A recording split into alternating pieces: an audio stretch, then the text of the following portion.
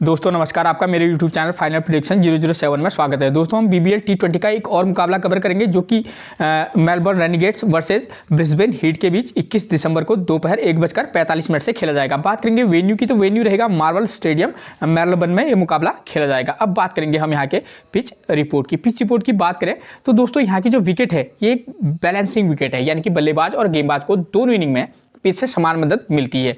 लेकिन ध्यान देने वाली बात यह है, इस ग्राउंड पर जो है पेसर बॉलरों को, चाहे फर्स्ट इनिंग हो या सेकेंड इनिंग हो, दोनों इनिंग में पेसरों को मदद मिलती है, लेकिन फर्स्ट इनिंग में पेसर को ज़्यादा मदद मिलती है। ठीक है, तो यानी कि टोटली कहे तो हमारे लिए पेसर बॉलर एक बार फिर से इंपॉर्टेंट रोल प्ले करेंगे मैच में। ठीक है, और इस ग्राउंड में जो है हाई स्कोरिंग जो मुकाबले होते हैं वो थोड़ा सा कम बनते हैं। यहाँ लगभग आपको 155 से 165 के बीच का लगभग स्कोर देखने को मिलता है। ठीक है, एक टिप्स जो मैं आपको हमेशा देता हूँ कि अगर आपको समय पर पिच रिपोर्ट नहीं मिल पाती है तो कप्तान टॉस जीतने के बाद क्या कर रहा है, पहले बैटिंग कर रहा है या बॉलिंग कर रहा है, आप उसके डिसीजन को अपना आधार बनाकर भी टीम में प्लेयर का सिलेक्शन कर सकते हैं। ठीक, अब बात करेंगे हम वेन्यू रिकॉर्ड की।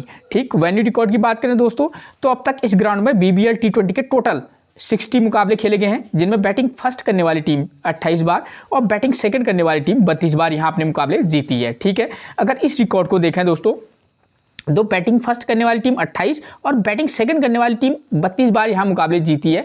तो अगर हम ये कहें कि भाई बैटिंग जो सेकंड करेगी उसके जीतने के चांसेस थोड़ी सी हाई हो जाते हैं, तो ये बात गलत नहीं होगी। लेकिन मैं एक चीज़ क्लियर कर दूं, यहाँ रिकॉर्ड को देखकर ये लग रहा है कि जो भी टीम, कोई भी जो टीम अच्छा खेलेगी वो यहाँ मुकाबला जीत सकती है। और एवरेज स्कोर की बात करें वो रहा है 160 रन। ठीक है, यानी कि बल्लेबाजी के लिए ठीक ठाक कंडीशन रहती हैं। ठीक हो गया।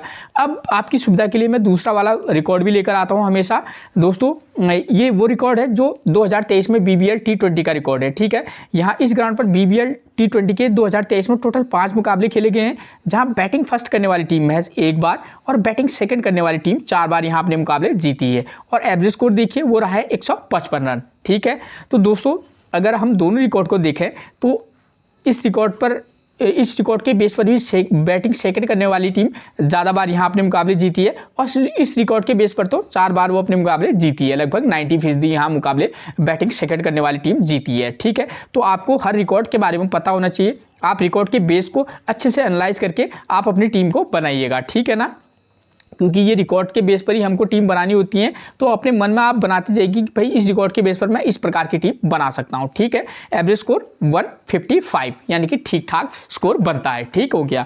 और देखिए इन 5 मुकाबलों में टोटल कितने विकेट गिरे हैं, 56 विकेट गिरे हैं, जिनमें फर्स्ट इनिंग में गिरे हैं 33 विकेट, तो वहीं सेकेंड इनिंग में 23 विकेट गिरे हैं। ठीक है, कहीं ना कहीं फर्स्ट इनिंग में यहाँ ज़्यादा विकेट गिर रहे हैं। ठीक है, और उनमें से भी इन 56 विकेट में देखिए फर्स्ट इनिंग में पेसर 22 विकेट ले रहे हैं और वहीं स्पिनर महज 8 विकेट ले रहे हैं। ठीक है, बात करें अगर सेकेंड इनिंग की तो पेसर 16 विकेट ले रहे हैं और स्पिनर को महज 3 विकेट मिल रहे हैं। ठीक है, तो आप समझ सकते हैं कि जो भी टीम फर्स्ट इनिंग में बॉलिंग कराएगी हम उसके पेसर बॉलर प्लस एक स्पिनर के साथ जा सकते हैं। ठीक है, और जो टीम सेकेंड इनिंग में बॉलिंग कराएगी हम क्या कर सकते हैं, उसके पेसर को तो टीम में जगह दे सकते हैं, लेकिन एक जो ऑलराउंडर स्पिनर हो अगर तो वो हमारे लिए एक अच्छा फायदेमंद मतलब पिक हो सकता है। ठीक, टीम में। ठीक हो गया, तो इन चीज़ों को आप ध्यान में रखिएगा। ठीक है दोस्तों, अगर आपने मेरा चैनल अब तक सब्सक्राइब नहीं किया है तो प्लीज़ सबसे पहले आप मेरा चैनल सब्सक्राइब कर दीजिएगा और एक लाइक और अपने व्हाट्सएप ग्रुप पर इसे वीडियो को शेयर कर दीजिएगा। ठीक है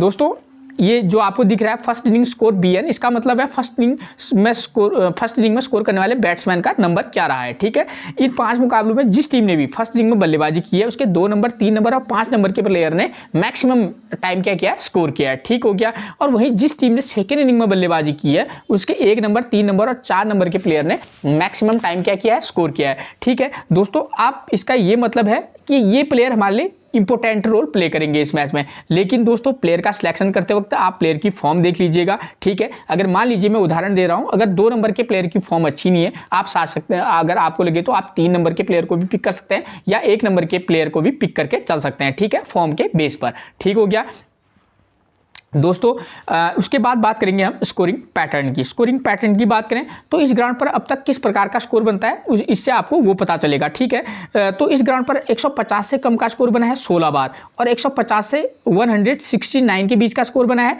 22 बार और 170 से 189 के बीच का स्कोर बना है 15 बार। यानी कि लगभग यहाँ हर प्रकार का स्कोर बनता है। लेकिन हमको ध्यान देना है कि भाई मैक्सिमम टाइम किस प्रकार का स्कोर बनता है। तो अगर हम 16 और 22 करें तो देखिए 38 बार यहाँ 150 से 170 के बीच का स्कोर बना है।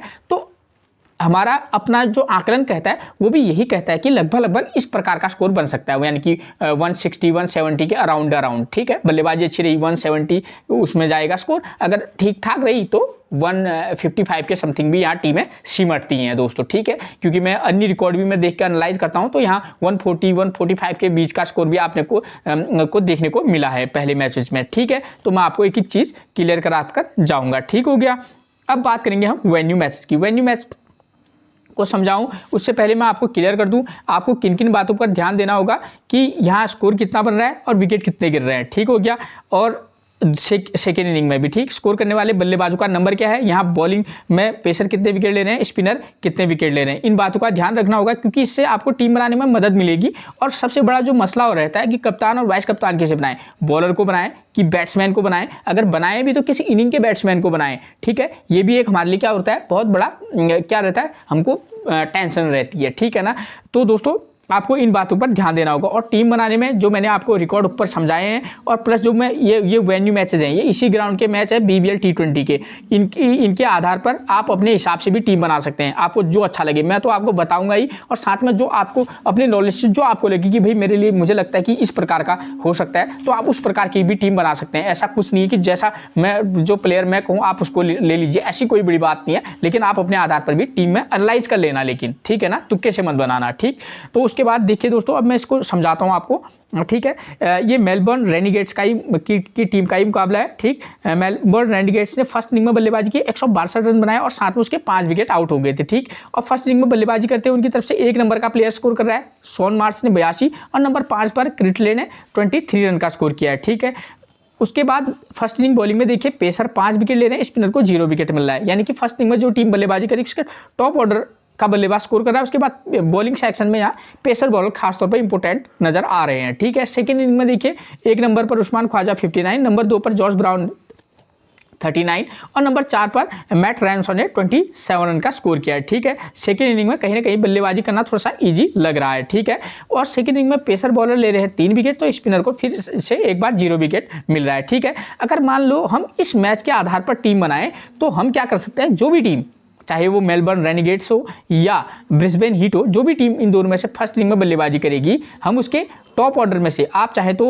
टॉप ऑर्डर में एक टीम ऐसी बनाएगा उनमें टॉप ऑर्डर में से जिस प्लेयर की फॉर्म अच्छी हो ओपनर में से एक को प्लेयर को पिक कर सकते हैं। उसके बाद हम क्या कर सकते हैं, 4 नंबर के प्लेयर को भी पिक करके चल सकते हैं और 6 नंबर के प्लेयर को भी पिक कर सकते हैं या 4 नंबर 5 नंबर के प्लेयर को भी आप पिक कर सकते हैं। ठीक है, कौन सा प्लेयर किस नंबर पर आता है वो आपको प्लेइंग 11 से पता चल जाएगा। ठीक है, उसकी फॉर्म क्या है, आप आगे को प्लेइंग 11 हम देखेंगे तो आपको सब पता चल जाएगा कि भाई ये बल्लेबाज इस नंबर पर आता है और इसकी फॉर्म ये चल रही है। ठीक है, उसके आधार पर टीम आप प्लेयर का सिलेक्शन कर सकते हैं। ठीक हो गया, वरना आप देखिए क्योंकि फर्स्ट इनिंग में पेसर 5 विकेट ले रहे हैं। ठीक है, तो मैक्सिमम चांसेस ये रहते हैं दोस्तों, ठीक है, कि टॉप ऑर्डर में से एक या दो में से आप चाहें तो एक विकेट गिरेगा। ठीक है ना, तो ये चांसेस की बता रहा हूँ, गिरेगा ये तो जरूरी नहीं है लेकिन रिकॉर्ड के बेस पर हमको जो लगता है, ठीक है, उसके बेस पर हम बोलते हैं। ठीक है, तो यहाँ पर ये हो सकता है। ठीक हो गया, तो हम क्या कर सकते हैं कि टॉप ऑर्डर में से एक को ले सकते हैं, वरना आप 3 नंबर का प्लेयर और 5 नंबर के प्लेयर को भी मतलब टीम में पिक करके चल सकते हैं। ठीक हो गया, और जो टीम फर्स्ट टीम में बॉलिंग कराएगी हम उसके पेसर 2 पेसर के साथ जाएंगे, एक ऑलराउंडर स्पिनर के साथ जा सकते हैं। ठीक है, तो इस तरीके की टीम बनाएंगे। और सेकेंड इनिंग में जो टीम बल्लेबाजी करेगी, देखिए यहाँ 1 नंबर 2 नंबर 4 नंबर का प्लेयर स्कोर कर रहा है, तो हम क्या कर सकते हैं, अगर उनके दोनों ओपनर अच्छे फॉर्म में है तो दोनों को ओपनर को पिक करके चल सकते हैं, उसके बाद 1-2 को पिक करके चल सकते हैं और उसके बाद 4 या 5 नंबर के प्लेयर को पिक करके चल सकते हैं। ठीक है, क्योंकि यहाँ पेसर 3 विकेट ले रहे हैं, तो अगर एक मैच में आप क्या करना कि अगर दोनों टॉप ऑर्डर में से एक टीम है तो इस प्रकार की टीम और एक में से एक को ड्रॉप करके चल सकते हैं, 1 नंबर 3 नंबर 4 या 5 नंबर में से एक प्लेयर को पिक करके चल सकते हैं। ठीक हो गया, रिकॉर्ड उसके प्लेयर की फॉर्म के बेस पर, ठीक है ना। तो आपको पता चल जाएगा कि भाई मुझको इस प्रकार की टीम बनानी है, इस प्रकार का कंडीशन है मैच में, ठीक है, और आप अच्छी टीम बना पाएंगे, ठीक है। और जो भी टीम सेकेंड इनिंग में बॉलिंग कराएगी, हम क्या कर सकते हैं, एक पेसर बॉलर के साथ जाएंगे, एक पेसर ऑलराउंडर के साथ जा सकते हैं, ठीक है। तो इस तरीके का एक कॉम्बिनेशन बनाकर हम चल सकते हैं। अब स्पिन के लिए मैं ज़्यादा फोर्स इसलिए नहीं कर रहा हूं क्योंकि मैंने ऊपर रिकॉर्ड में भी बताया आपको कि वहां स्पिनर उतना विकेट नहीं ले रहा है, ठीक है। तो अगर सेकेंड इनिंग में चाहें तो आप ड्रॉप करके भी चल सकते हैं, अगर आप चाहें तो कोई ऑलराउंडर स्पिनर के साथ जा सकते हैं, ठीक है। तो ये हो गया हमारा क्लियर। अब बात करेंगे हम कप्तान और वाइस कप्तान हम किसको बनाए हैं, बात यहाँ पर अटकती है, ठीक है। तो अगर हम देखें तो यहाँ बॉलिंग सेक्शन में उतना इफेक्टिव कोई प्लेयर लग नहीं रहा है, तो हम क्या कर सकते हैं, बल्लेबाजी में देखेंगे तो फर्स्ट इनिंग में यहाँ ओपनर 82 रन बना रहा है और सेकेंड इनिंग में यहाँ बल्लेबाजी करना थोड़ा सा इजी है। तो यहाँ देखिए आप 39 स्कोर कुछ देखने को मिल रहा है। तो हम क्या कर सकते हैं कि अगर हमको वाइस कप्तान या कप्तान बनाना है तो जो भी टीम सेकेंड इनिंग में बल्लेबाजी करेगी, हम क्या कर सकते हैं, उस प्लेयर के साथ, उस टीम के प्लेयर के साथ जा सकते हैं। मान लीजिए जो भी टीम,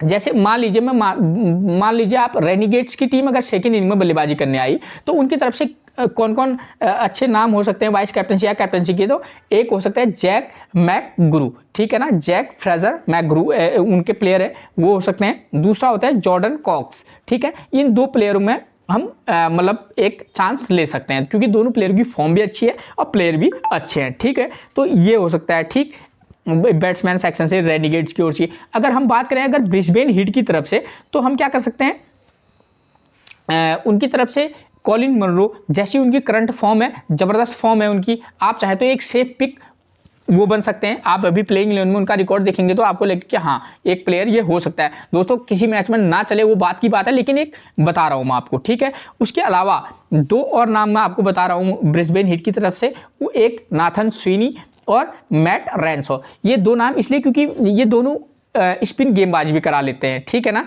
तो ये हमारे इफेक्टिव हो सकते हैं, क्यों, क्योंकि ये सेकेंड इनिंग में बल्लेबाजी करेंगे तो फर्स्ट इनिंग में अगर ये गेंदबाजी भी करते हैं, अब किसी मैक्सिमम मैचेस में करते हैं, किसी मैच में नहीं भी करते हैं। दोस्तों मैं क्लियर भी ये कर दूं आपकी, ठीक है। तो मैक्सिमम मैचेस में करते हैं, अगर मान लीजिए करें, अगर मान लीजिए कि एक आध विकेट इनको मिल जाए तो हमारे लिए बोनस हो सकता है। बल्लेबाज तो ये नंबर 3 और नंबर 4 पर बल्लेबाजी करने आते हैं, तो इसलिए मैं आपको बता रहा हूँ ये 2 नाम।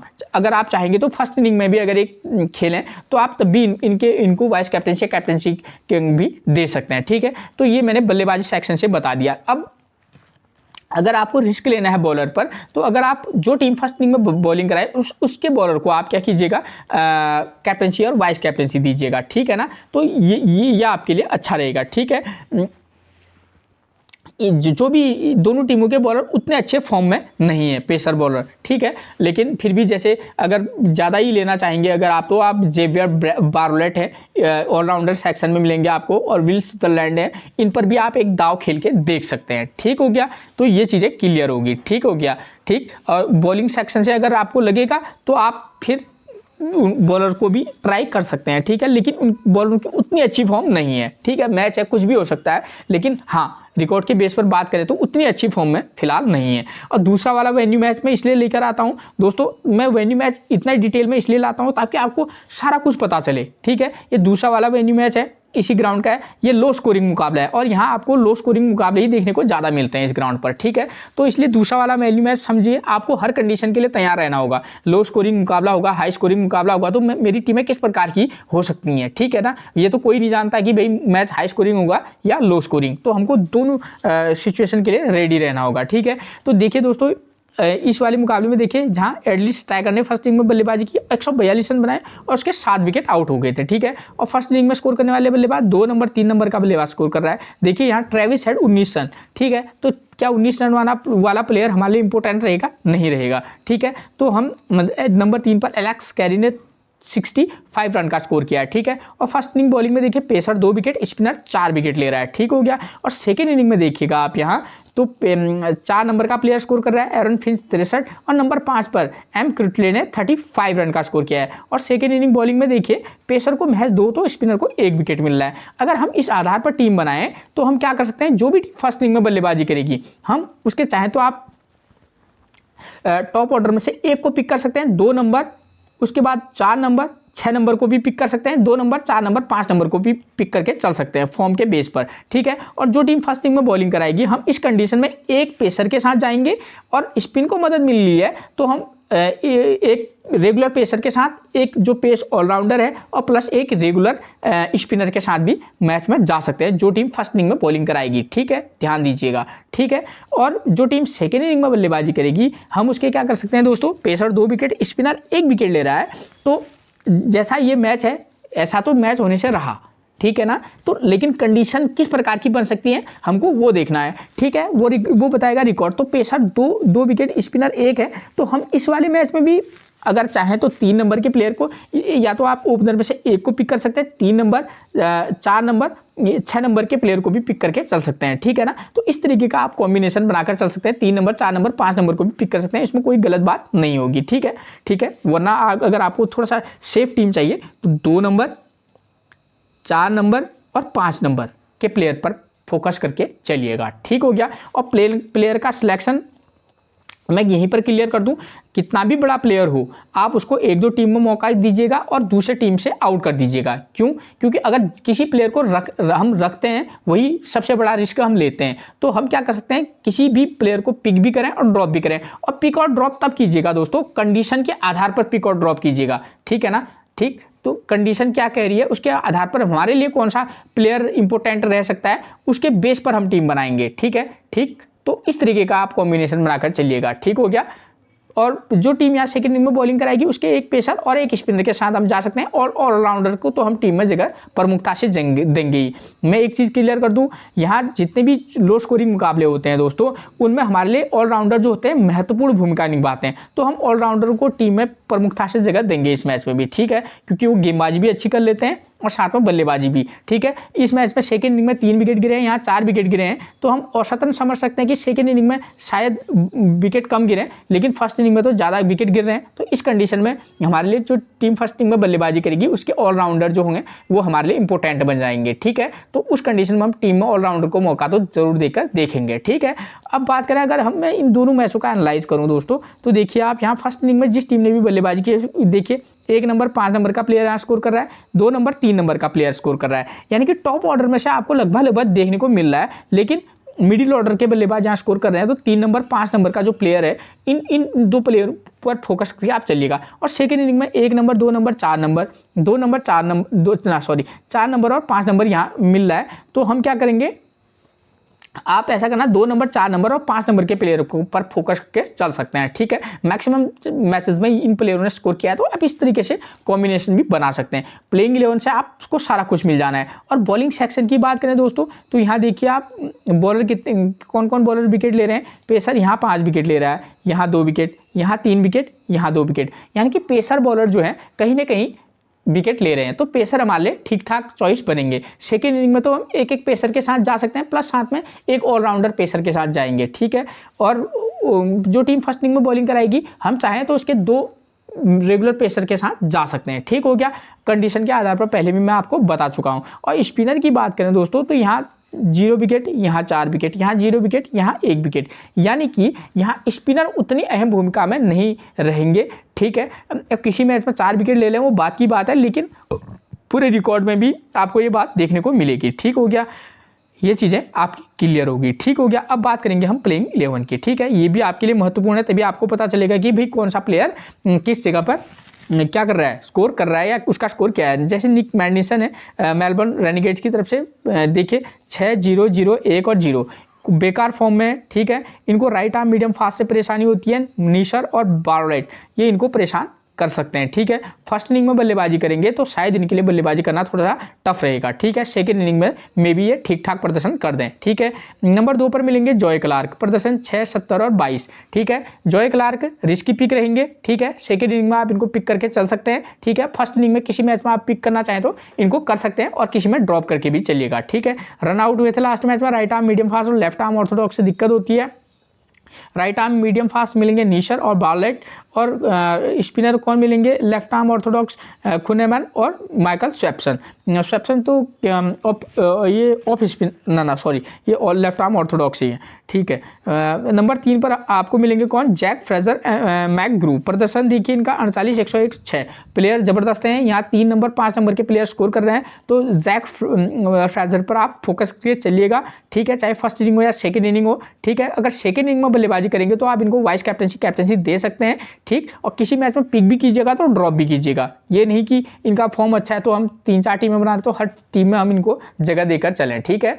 एक दो टीम में आप चाहें तो ट्राई कर सकते हैं, एक दो टीम से आउट भी कीजिएगा, ठीक। राइट आर्म मीडियम फास्ट से इनको परेशानी होती है, नीशर और बार्लेट इनको परेशानी में डालेंगे। किस बॉलर का नाम कितनी बार आ रहा है, आप इस बात को ध्यान में रखिएगा। नंबर 4 पर मिलेंगे जॉर्डन कॉक्स, 27, 56, 35 और 19 अच्छी फॉर्म में, पिक और ड्रॉप दोनों कीजिएगा, ठीक है। राइट आर्म मीडियम फास्ट से परेशानी, नीशर और बार्लेट इनको परेशानी में डालेंगे। नंबर 5 पर एरन फिंच मिलेंगे, प्रदर्शन 33, 11, 42 और 19, ठीक। इनको भी राइट आर्म मीडियम फास्ट और लेफ्ट आर्म ऑर्थोडॉक्स दिक्कत होती है।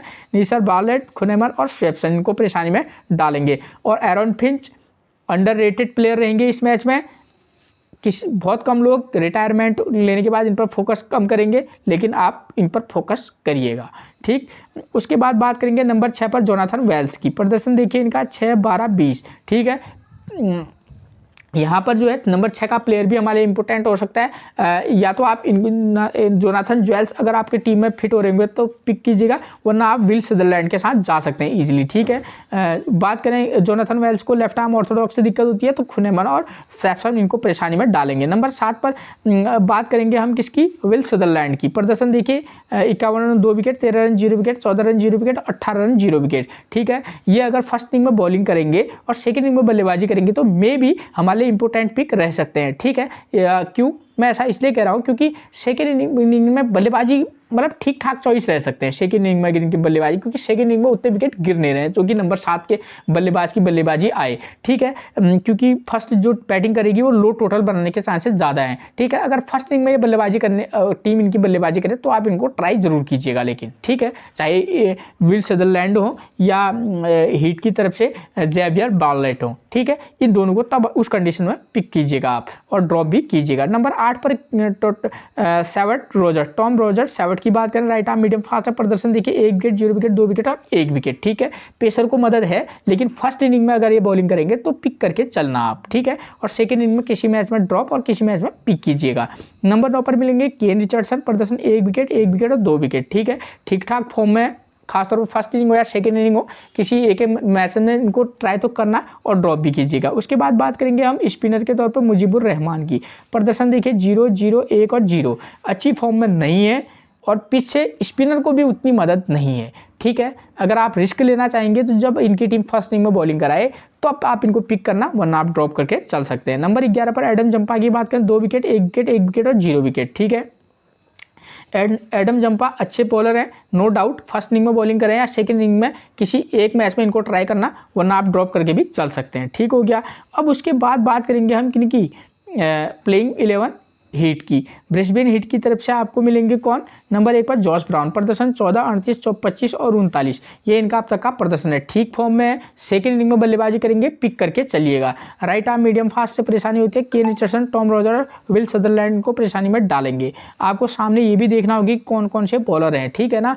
केन रिचर्डसन है, टॉम रोजर है, दोनों अच्छे बॉलर हैं। विल सदरलैंड ऑब्वियस अच्छे बॉलर हैं, ठीक है, ऑलराउंडर हैं, अच्छे हैं, ठीक है। उसके बाद बात करेंगे हम नंबर 2 पर कॉलिन मनरो की।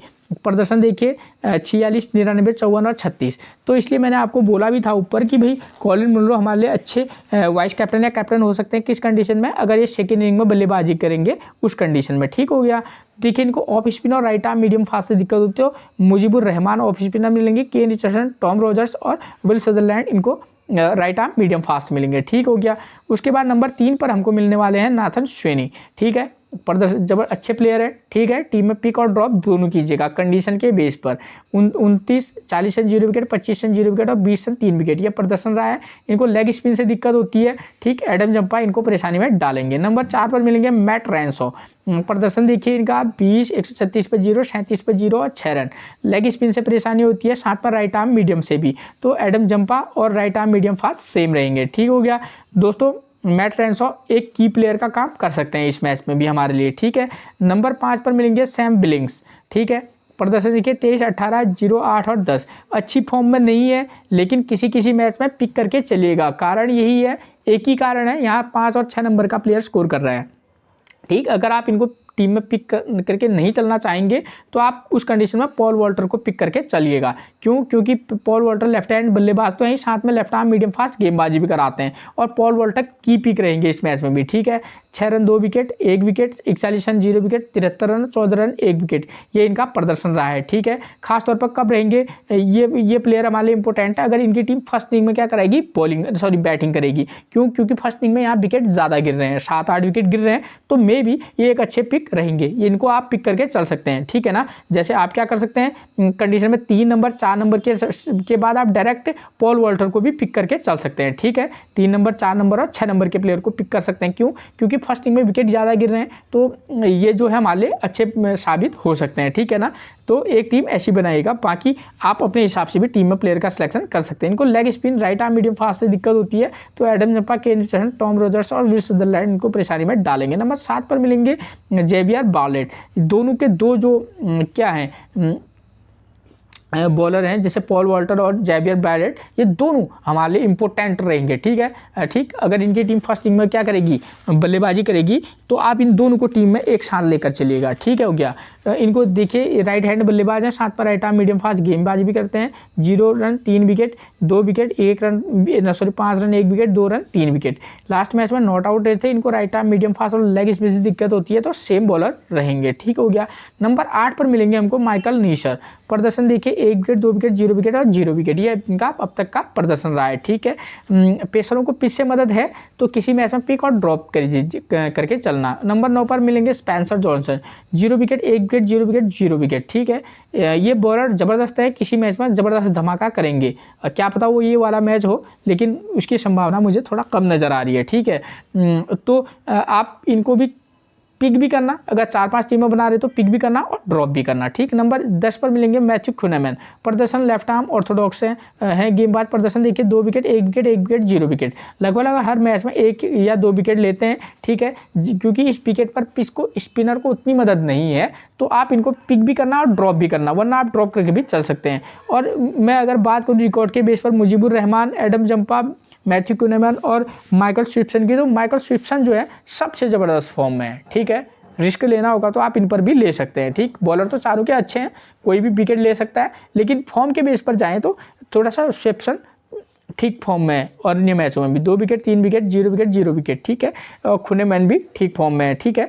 तो आप जो आपको सूटेबल लगे आप उस आधार पर, क्योंकि मैंने आपको बताया कि यहाँ फर्स्ट इनिंग में स्पिनर ने विकेट लिए, हो सकता है कि मे भी सेकेंड इनिंग में भी ले ले, ऐसी कोई बड़ी बात नहीं है, लेकिन हाँ थोड़ा सा चांसेस है फर्स्ट इनिंग में, ठीक। तो आप इस तरीके से आप अपनी टीम में प्लेयर का सिलेक्शन कीजिएगा। फिर मिलेंगे हम आपसे एक और प्रेडिक्शन के साथ, तब तक के लिए आप सभी को मेरा प्रणाम दोस्तों।